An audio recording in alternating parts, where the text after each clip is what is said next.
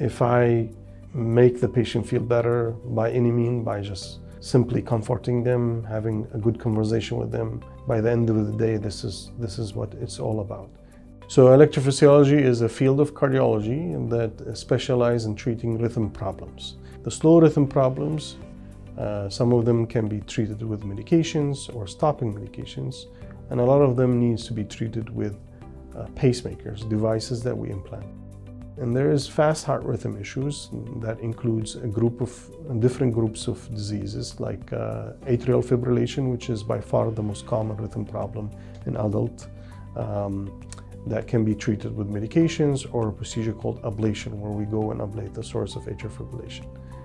Also, there's dangerous fast rhythms like ventricular tachycardia or ventricular fibrillation.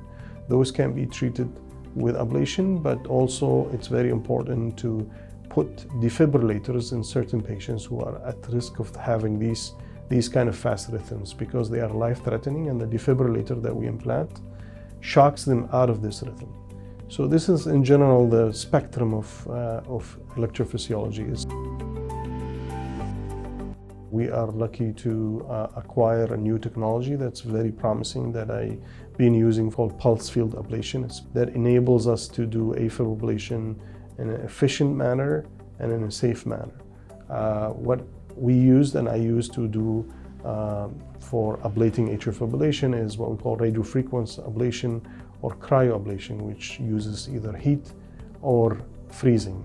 They are very good techniques, but the problem with them is potential complications. Some of the complications can be life-threatening. Having pulse field ablation as a new technology to be able to AFib ablation made the procedure much more safer and more efficient and quicker. So bringing this technology, as long as it's safe to do, to them in rural area, I think this is the way to go. My approach always to be transparent with patient. I see one of my family members sitting next to me, and I would say, would I go that route or not go that route? And I make my decision based on that. But at the end of the day, my job as a physician is to recommend. And I usually tell my patient, this is my recommendation, and the decision that we need to make it together. I cannot make it on your behalf.